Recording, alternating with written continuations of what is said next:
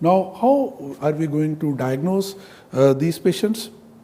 The diagnosis would depend on the history, the typical history of snoring, excessive daytime sleepiness is very, very important. So, in snoring, particularly loud and habitual snoring, which is happening every day, every night, which is disturbing the bed partner, which is disturbing the whole family, or which may actually maybe affecting the neighborhood. So, these kinds of snoring is very, very highly suggestive of significant disease. Particularly the history of gasping or choking, or the history of witnessed apnea by the bed partners, again is very strongly linked with the presence of significant sleep disordered breathing. History of accidents or near miss accidents is very important. Personality changes, cognitive problems, and presence of risk factors, as I mentioned to you, like diabetes, obesity, congestive heart failure, coronary artery disease, atrial fibrillation. And the important thing is the excessive daytime sleepiness. Excessive daytime sleepiness is one of the very, very important symptoms, but this is often not recognized by the patient. What happens? Because of the insidious onset of the disease, because of the chronicity of the disease, these symptoms of excessive daytime sleepiness develop slowly. So, most of the patients fail to recognize this symptom, and they may take it as a part of growing up, thinking that with age there is some decline in their alertness or vigilance. So, that is why it is very important to ask the family members whether this person has abnormal sleepiness under certain circumstances, particularly when sitting and reading, when sitting in a bus, when sitting as a pillion or in the next to the driver's seat, or when watching TV. So, these are situations when a person has abnormal sleepiness. I think this is very important. Second thing, it is also very important to differentiate between fatigue and sleepiness, because sleepiness is basically seen in abnormal circumstances, but fatigue is a more a psychological feeling of tiredness and weakness, which is distinct from what we have in sleepiness for this thing. So, the history of this symptom is very, very important. And in patients where you think those who are not able to give a proper history of sleepiness, it is important to use some validated subjective sleep questionnaires, which can be Epworth Sleepiness Score, or it can be in the form of Stanford Sleepiness Score. And on the basis of that, you can give this patient a score in which you have a number of questions or situations in which you test the likelihood of this patient going to sleep, and that can be measured, and on the basis of that score you can say that whether a patient has a particular disease or not.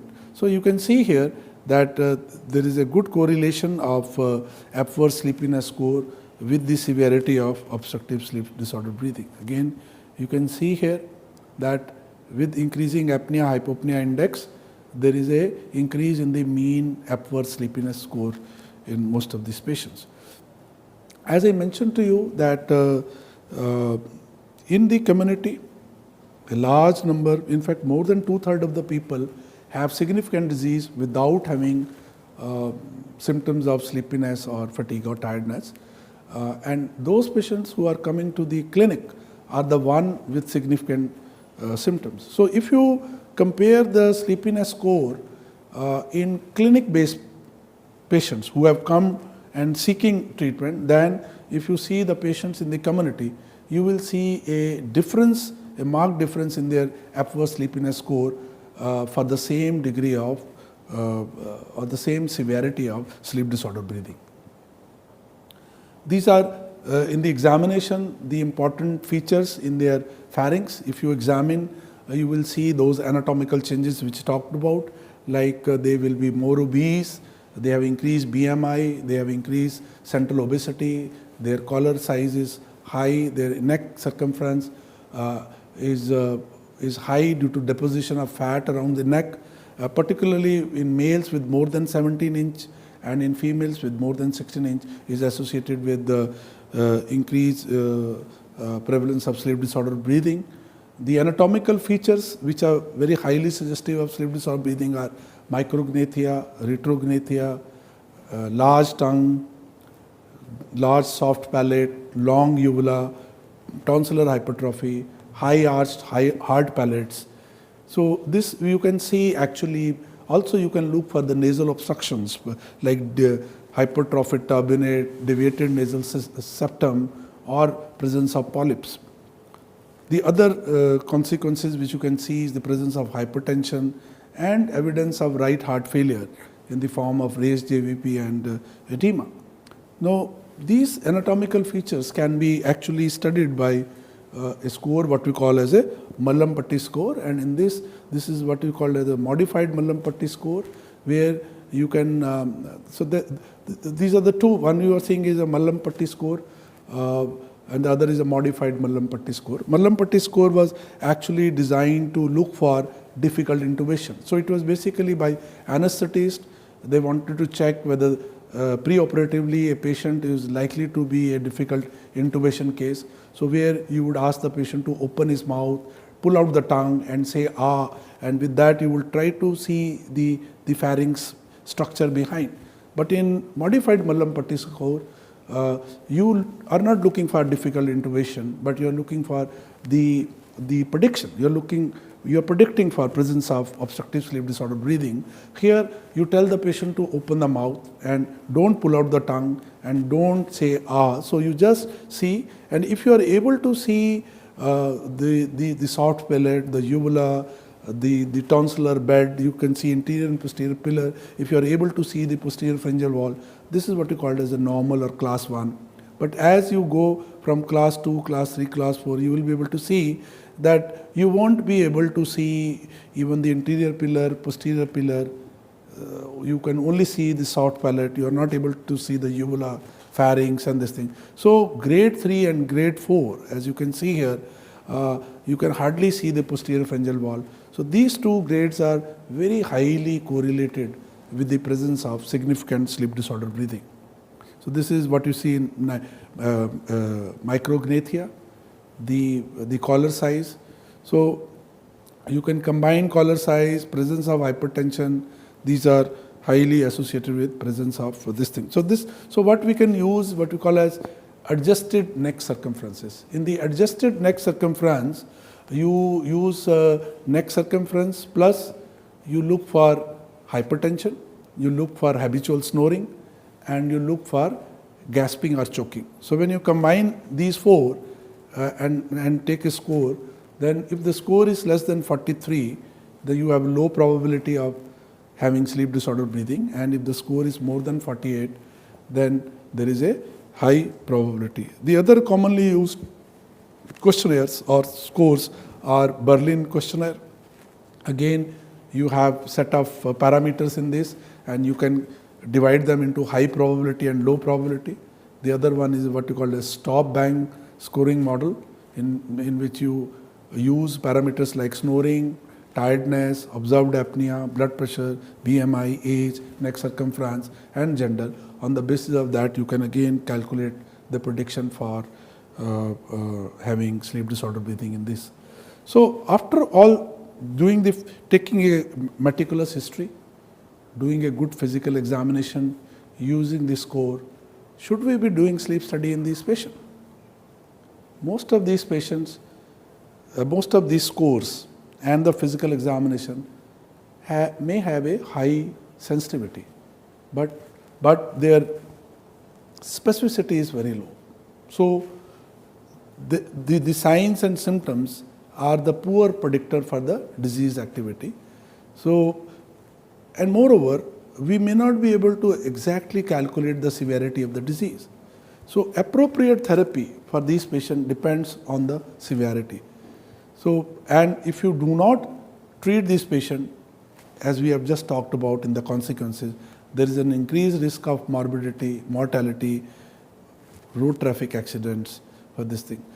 So there may be other conditions which may be responsible for excessive daytime sleepiness like narcolepsy, idiopathic hypersomnolence syndrome, sleep deprivation. So it's very, very important that a proper sleep study needs to be done in these patients to confirm the diagnosis, to know exactly the severity of the disease, so that, and also sometimes there may be combination of OSA and narcolepsy, so that, or periodic limb disorders, periodic limb movement disorders, which is also associated with sleepiness, so that we can actually chalk out the right treatment for these patients.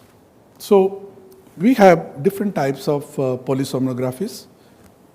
The gold standard level 1 in lab supervised fully attended polysomnography, which is should be done for large majority of patients. And we have other types of polysomnography.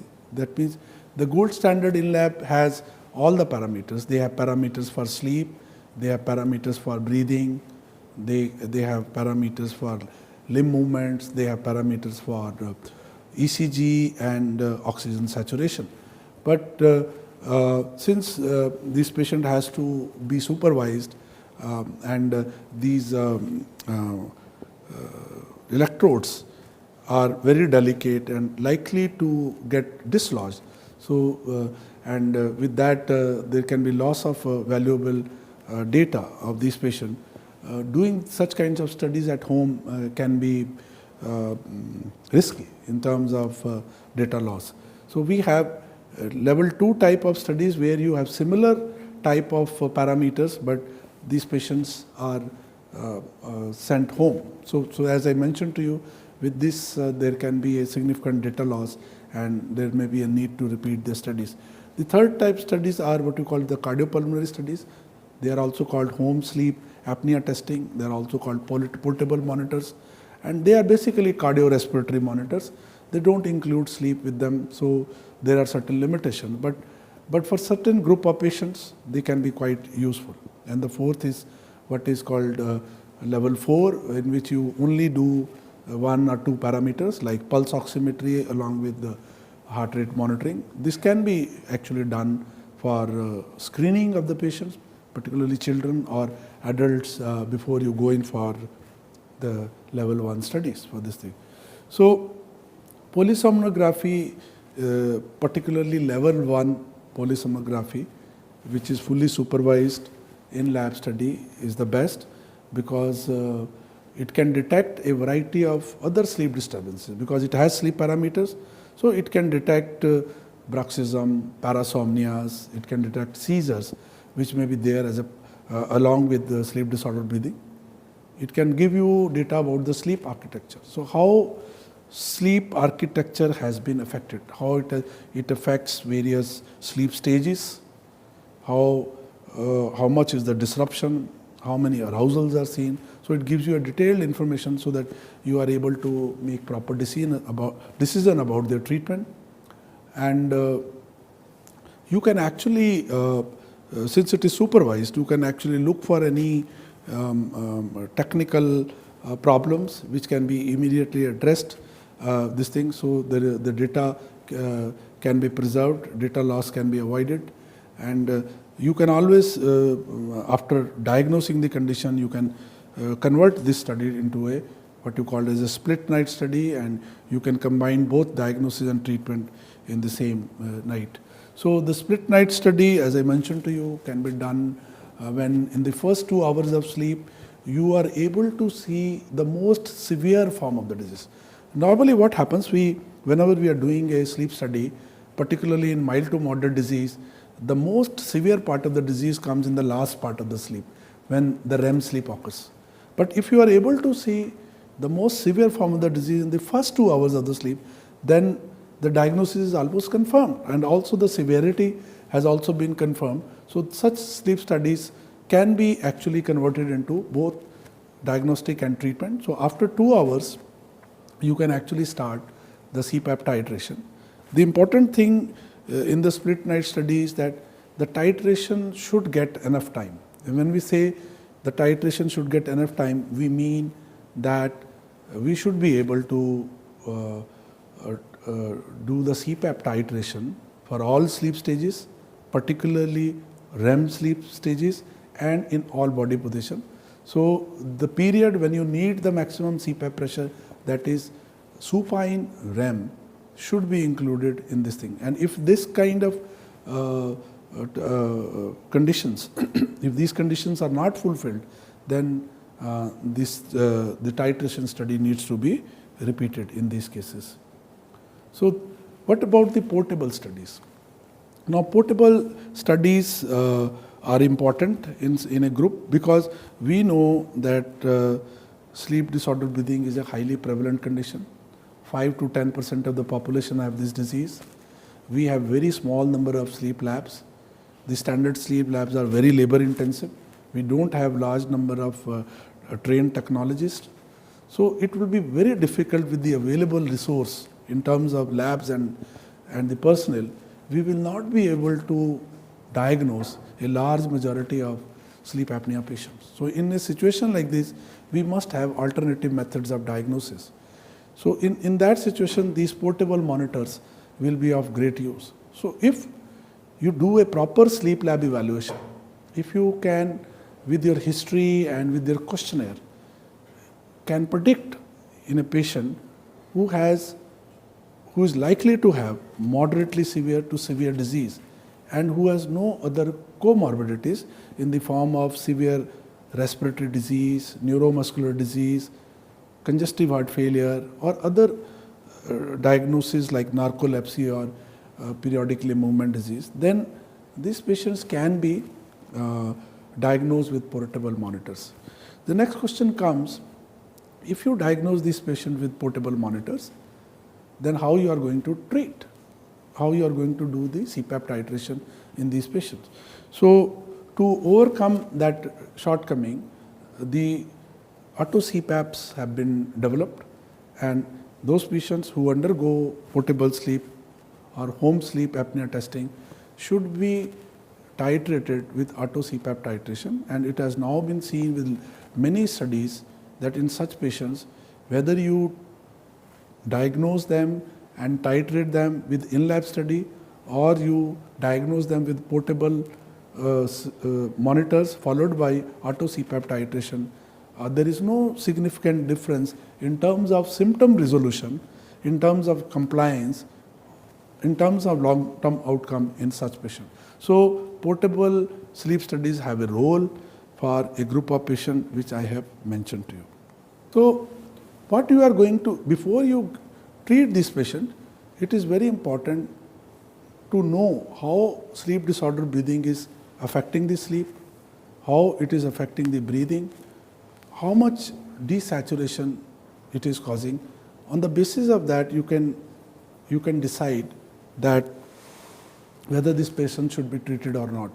So you look for sleep architecture, you look for quality of the sleep, you look for the percentage of individual sleep stages, and if sleep architecture is significantly deranged in these patients, and if it is associated with symptoms of excessive daytime sleepiness, then this patient needs to be treated. On the other hand, you should look into the respiratory abnormalities, which you can see in the form of numbers of apneas, hypopneas, and RERAs per hour of sleep. Also, you look for the oxygen desaturation. You see how much time the patient spends below 90%, or what is the minimum oxygen desaturation they develop during sleep. Because it has been seen that those people who have oxygen desaturation below 80% are at a very high risk of developing life-threatening arrhythmias and dying in sleep. So these things help us in deciding the urgency of treatment in these patients. So what you consider to be significant from the point of treatment? Any patient who has a respiratory distress index of more than 15, irrespective of the symptoms, or a patient who has a respiratory distress index of 5 to 15, along with symptoms of excessive daytime sleepiness, loud snoring, witnessed apneas, or disturbed sleep, or if they have features of hypertension, ischemic heart disease, and other things are patients who are likely to be benefited with the long-term treatment with CPAP. So the diagnostic conclusions would mean the symptoms, particularly in the form of excessive daytime sleepiness and presence of comorbidities like hypertension and cardiovascular disease. And the other thing is the sleep study results, which are in the form of severity of sleep disordered breathing, the degree of sleep fragmentation, and also the degree of oxygen desaturation. So these are the factors on which the decision to treat is based. So how we are going to treat these patients? Now, what are the treatment objectives in these patients? The treatment objectives are basically to treat symptoms first, because the patient comes to us with symptoms, so it is our first duty to treat the symptoms, particularly of excessive daytime sleepiness, fatigue, tiredness, and lack of alertness. So, and also improving the quality of life. Then, once we have treated the symptoms, it is also important to ensure to reduce the long-term morbidity and mortality, particularly with reference to cardiovascular diseases. Now, how should we decide to treat? We have already, as I have mentioned to you, all symptomatic patients, irrespective of whether they are mild, moderate, or severe, should be treated.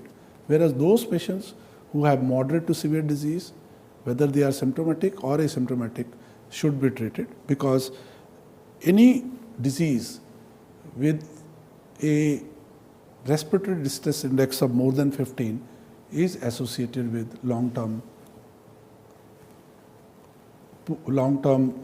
adverse outcomes in these patients. So this is the same thing, as you can see. AHI less than 5, no therapy with CPAP. AHI 5 to 15. If they have no excessive daytime sleepiness, you can just wait and watch. But if there are symptoms, they should be treated. And all patients with AHI more than 15 should be treated with CPAP. Before we start treatment, it is very important that we should educate our patients regarding the disease, regarding the pathophysiology of the disease, regarding their long-term consequences, regarding the risks to the patient, regarding the risks to the society. So it's very, very important that we should inform the seriousness of the condition. Then we should give them various options of treatment. As we will be following and seeing different options of treatment, we should offer, and these options should be given according to the severity of the disease, so that patient has a say in deciding what form of treatment he wants to have this thing. And it is also important to look for any other additional problems these patients have along with obstructive sleep apnea. It may be in the form of RLS, depression, insomnia, narcolepsy, so that they can also be treated simultaneously with CPAP therapy.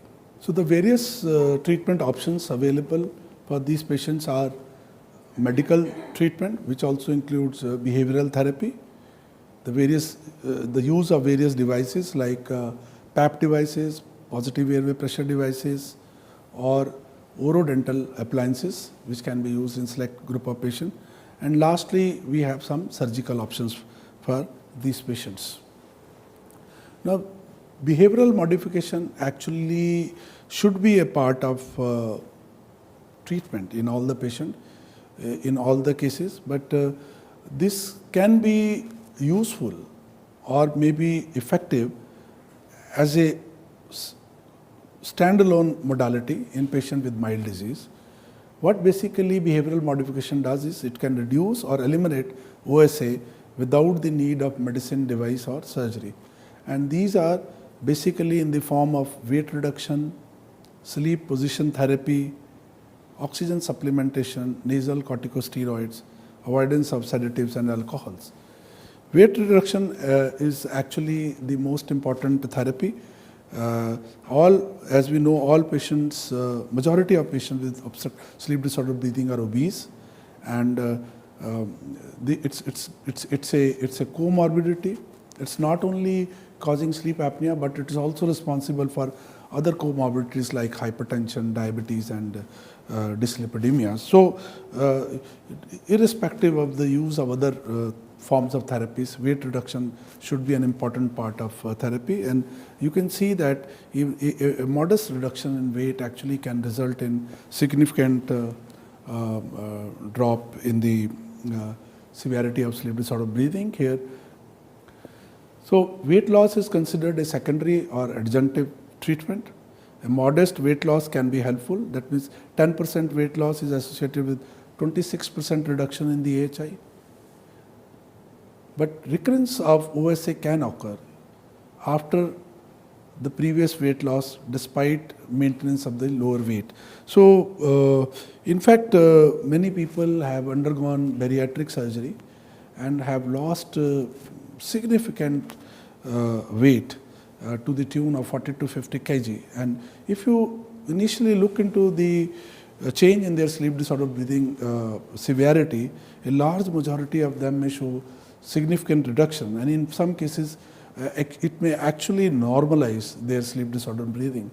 But after some time, there is again a recurrence of their sleep disorder breathing, and this recurrence may occur despite the fact that their weight loss has not changed, their body weight has not changed. So this clearly shows that sleep disorder breathing is a complex disease. Weight alone, weight is not the only factor which is responsible. So there are other factors like age, there are factors of neuromuscular compensations and other neurohumoral factors which are also responsible for this thing. The postural therapy, here you use a kind of a device, a position device, where basically what you do is you put in a ball-like thing at the back of your pajama. You just sew a pocket and put a solid ball, so that whenever the patient becomes supine, he'll be hurt by this ball and will wake up and change his position. So this kind of position therapy is particularly helpful in patients with position-dependent sleep disorder breathing.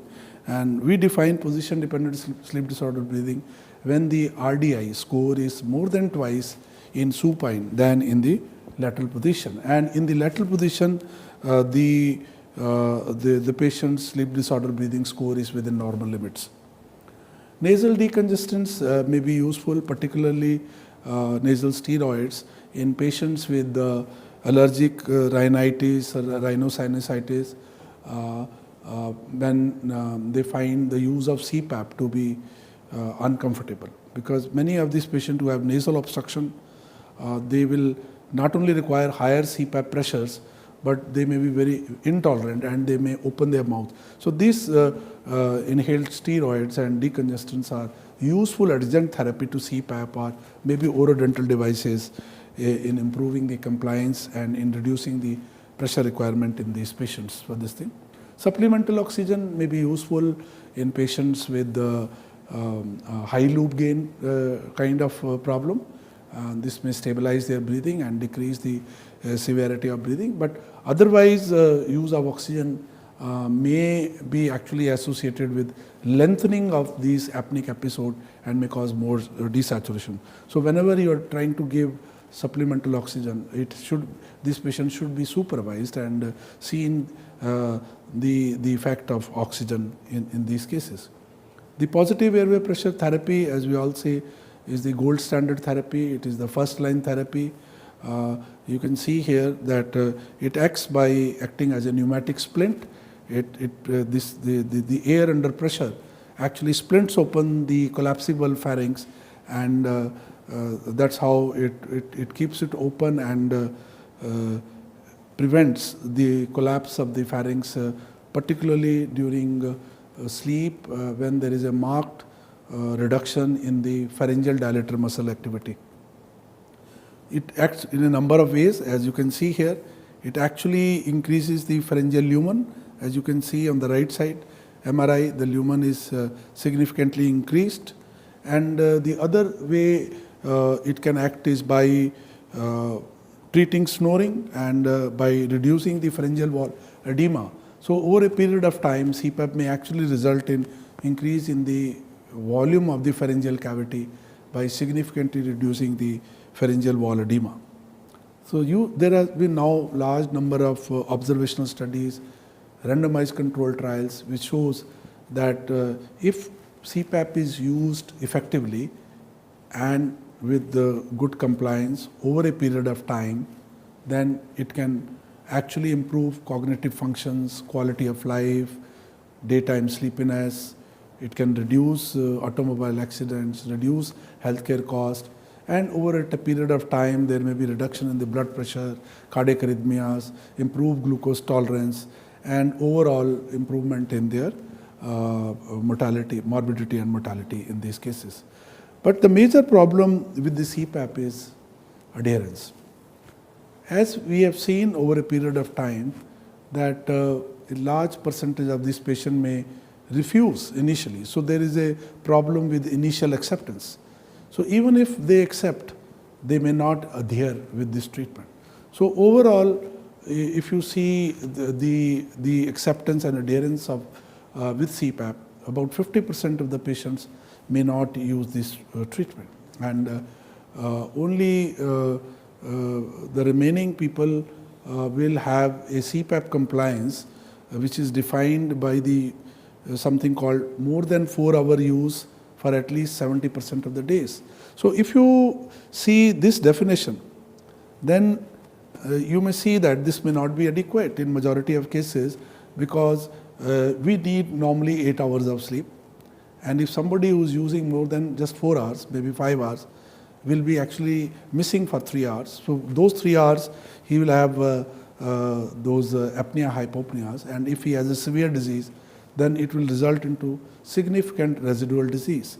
And 70% of the days, that means 30% of the days this patient will not be using. So with this kind of definition of compliance, there would be significant residual problem which may result in long-term complication. So this graph clearly shows that improvement in various factors would depend upon the number of hours used. So if you look into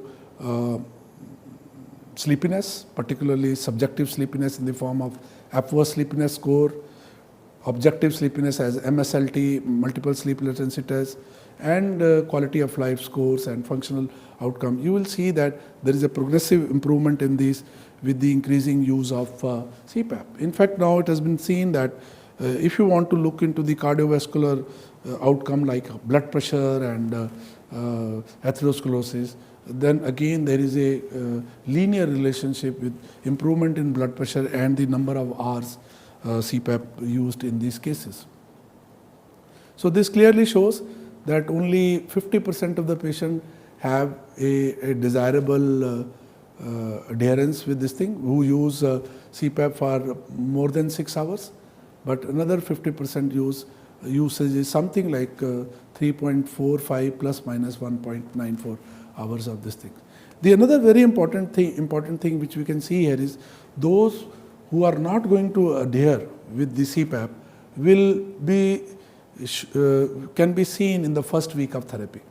So first week of therapy is a very, very important period, because if you prescribe this treatment and within first 15 days, if you try to evaluate their compliance with objective monitoring, you will select those patients who are not likely to be compliant with CPAP. So these are the patients who may require intensive education, intensive training, they may require a lot of troubleshooting, or if that doesn't work, then you can actually consider alternative therapies for such patients.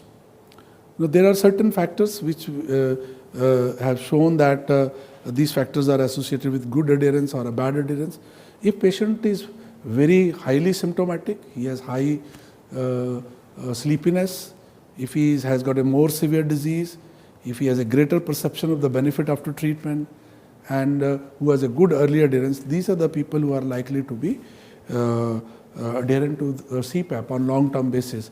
Where those patients who are not symptomatic, who have been brought by their spouse, who have a milder disease, who have claustrophobia, who have nasal problems, these patients are probably not likely to be adherent to their treatment and may require intensive monitoring and close follow-up, and may require alternative forms of therapy for this thing. A number of methods have been developed in the form of education. So these, if you do an intensive education in the form of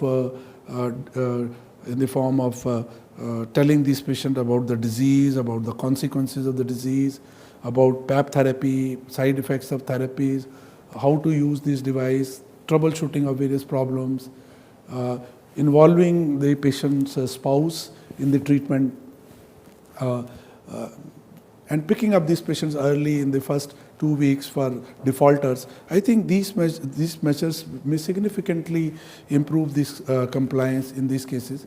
Those patients who have claustrophobia may require desensitization. Objective monitoring is a very, very important thing, because if you ask the patient about their CPAP usage, they may not be able to tell it properly because their self-assessment about their usage is very poor. So objective monitoring with SMART card is one of the very important measure for this thing. So these SMART cards give you information about their daily usage. It gives you information about residual disease. It can also give you information about leakages. So so that you can troubleshoot all these things, in these cases. You should also look into the complications related to interface, and they should be addressed very early with the use of some local adhesive devices or changing their interface. So that may be important. Recently now we have some web-based or cloud-based softwares in the form of sleep mappers or U-Sleep. These can actually, from your clinic, you can actually monitor patients' usages, and without their coming to the sleep clinic, you can watch their data, you can observe their data, monitor their data, and then you can actually issue alerts in terms of what they should be doing in improving their compliance. So all these things are being used to improve CPAP compliance. These are the common side effects which we see with the interfaces, with the air leaks, with the conjunctivitis. So, and there are some remedies for that. If a patient has a lot of dryness of their mouth when they are using CPAP, most of the time they may be opening their mouth, and that is why there is a naso-oral leak which cause significant dryness of their throat. This patient can be given oronasal mask, or you can use a humidifier in these cases. If there is a ulceration on the bridge of the nose, you can actually change their mask. They can use barrier therapies with deodorants, and you can use nasal pillows, and other types of things can be used for this thing, And those with rhinorrhea and nasal obstruction can be given nasal decongestants and intranasal corticosteroids for the therapies. What about the other devices? I think we have the standard CPAP which we use, I think should be adequate for majority of patients. There is a small group of patients who may be intolerant to this fixed CPAP, or what we have the conventional or the standard CPAPs. Then we have the alternative devices. There are some people who may, particularly when their pressures are very high, and who may find breathing out or exhaling out against a pressure to be difficult.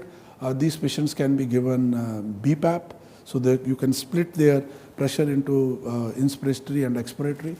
Those patients who have a position-dependent sleep apneas, or they have a marked night-to-night variation of their pressure, auto CPAP may be a good device for them. Some patients may have a combination of obstructive and central sleep apneas, what we call as complex sleep apneas. These patients can be given BPAP with backup rate, these things. And those patients who have obesity hypoventilation, so along with sleep apnea, they have hypoventilation, or they have other respiratory diseases which results in hypercapnic respiratory failure. This patient can be treated with BPAP ventilatory support devices for this thing. Then we have orodental devices. Orodental devices are mainly useful for patients with mild disease, or patients who refuse CPAP, or who are unable to tolerate CPAP, or who are not the candidates for CPAP. These are the people who can be given orodental devices, and there are two types of devices we have. One that pull the tongue forward, we call the tongue retaining devices, and those who move the mandible forward, we call them nocturnal airway patient appliances, the NAPA appliances. So these two types of devices are there. They have a kind of compliance which is equivalent to CPAP. They have also their own side effects, mainly in the form of excessive salivation, TM joint, temporomandibular joint arthritis, and leakages and this thing. So I think in select group of patients we can use these appliances, and so the patients with very high likelihood of using these kinds of devices are those who have a milder disease, those who have good dentitions, those who have plenty of teeth, and those who may give particularly the preference for this thing. So younger patient, lots of healthy teeth, position dependent disease, and mild disease are the one who are likely to respond to orodental device. Lastly, we have various surgical procedures to treat the patients who are unable to use CPAP or orodental devices. Surgery basically can be used in two forms. One, as an adjunctive surgeries.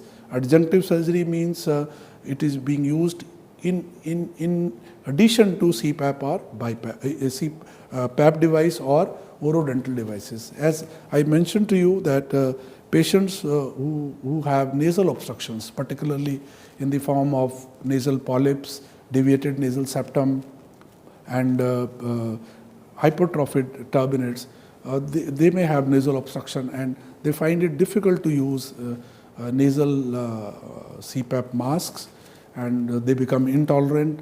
They may also require high pressures. They may open up their mouth. So surgery into these areas, particularly polypectomies and correcting their DNS, their CPAP compliance may be significantly improved, and there may also be significant reduction in their CPAP pressure requirement. And then we have what we call as the palliative procedures.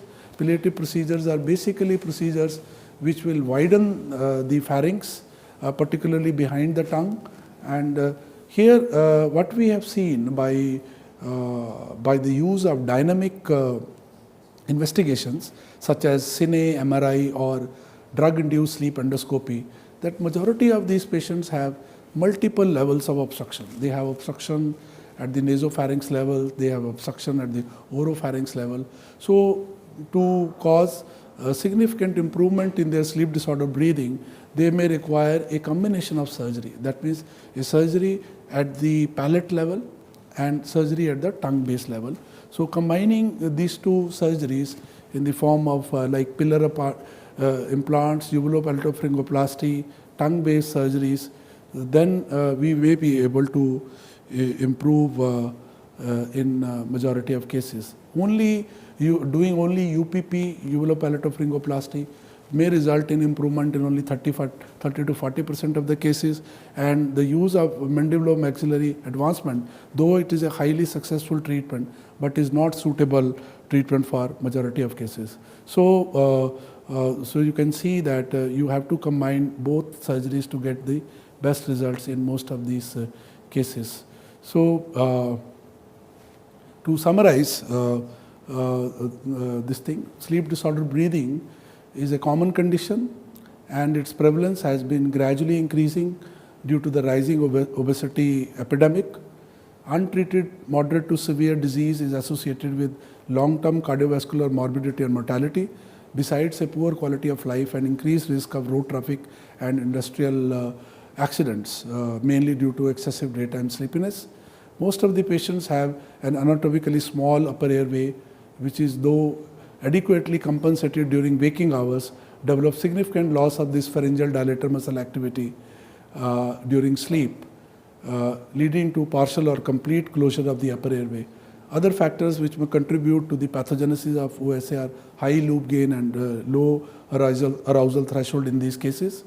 In lab whole night fully supervised PSG is the gold standard test for the diagnosis and CPAP titration. However, in patients with high pretest probability of moderate to severe disease with no medical comorbidities, home sleep apnea testing followed by auto CPAP titration is a viable alternative method of diagnosis. CPAP therapy is the first line treatment for all the moderate to severe symptomatic patients. However, only 50% of the patients are able to achieve the prescribed compliance levels. Objective monitoring of the patient's compliance with CPAP using smart card is mandatory for the follow-up of these patients. Orodental devices can be recommended for patients with snoring, mild to moderate sleep apnea, and patients with position-dependent sleep apnea. Surgical treatment is recommended to those patients who refuse to accept or unable to tolerate CPAP treatment, and as an adjunct to CPAP treatment in patients with obstructive nasal pathology, which results in poor tolerance and increased nasal pressure requirement.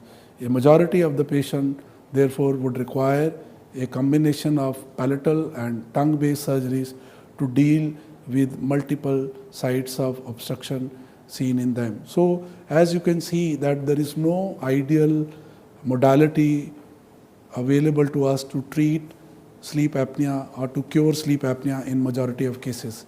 So there is a need to develop multimodality therapy where you may have to use a combination of a CPAP or a orodental device or with some kind of surgeries to get the best results in majority of cases. Thank you for your kind attention.